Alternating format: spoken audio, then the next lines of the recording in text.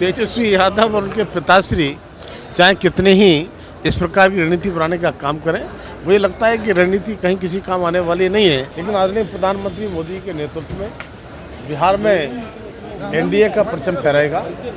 कांग्रेस के नेता मुझे लगता है कि इस प्रकार के बयान देते हैं जो शायद पाकिस्तान को रास आते हैं। चिराग पासवान जी का विषय उनसे पूछेंगे तो ज़्यादा ठीक रहेगा, लेकिन चिराग पासवान जी आदरणीय प्रधानमंत्री मोदी जी का बहुत सम्मान करते हैं। बिहार में इस वर्ष विधानसभा का चुनाव है, जिसको लेकर के देश के जो है केंद्रीय मंत्री वो पहुंच रहे हैं, लगातार बिहार पहुंच रहे हैं। और ऐसे में देखिए आज BL वर्मा जब वो बिहार की राजधानी पटना पहुंचे, एयरपोर्ट पर चिराग पासवान को लेकर के सवाल पूछा गया।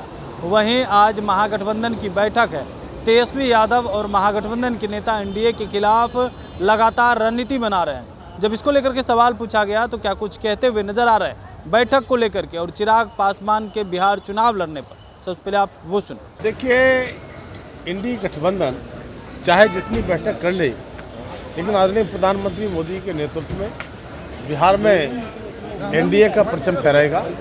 और जिस तरह से पूरे देश में आदरणीय प्रधानमंत्री मोदी के नेतृत्व में देश विकास की रफ्तार पर आगे बढ़ रहा है, बिहार भी उसी रफ्तार पर आगे बढ़ रहा है।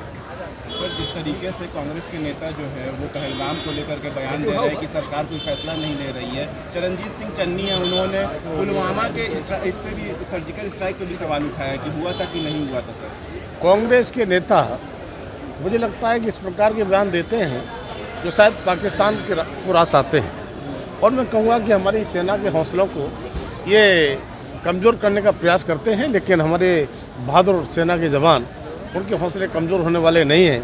आदरणीय प्रधानमंत्री मोदी के नेतृत्व में सेना सही समय पर सही जवाब देगी। बिहार में चुनाव सर, एनडीए के लोग लगातार जो है साथी दल हैं वो भी अलग अलग डिमांड कर रहे हैं। मांझी जी कह रहे हैं कि हमको 30-35 सीट दिया जाए। चिराग पासवान के भी चुनाव लड़ने की बातें हो रही हैं, कैसे देखते हैं? ये देखते रहिए, समय आते आते ठीक हो जाएगा और एनडीए गठबंधन मजबूती के साथ लड़ेगा और चुनाव में एनडीए जीतेगा। क्या लग रहा है चिराग पासवान केंद्र की राजनीति छोड़ बिहार में आएंगे और विधानसभा का चुनाव लड़ेंगे? आपको अब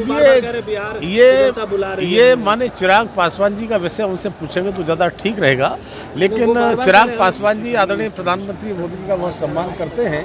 और मुझे लगता है कि आदरणीय मोदी के नेतृत्व में मिलकर के जो भी एनडीए की चीज़ें तय होंगी वो शहर सब स्वीकार करें। एनडीए के खिलाफ जो है वो लोग लगातार रणनीति बना रहे हैं तेजस्वी यादव, तो क्या लग रहा है वो सफल हो पाएंगे इस रणनीति बनाने में? तेजस्वी यादव और उनके पिताश्री चाहे कितने ही इस प्रकार की रणनीति बनाने का काम करें, मुझे लगता है कि रणनीति कहीं किसी काम आने वाली नहीं है।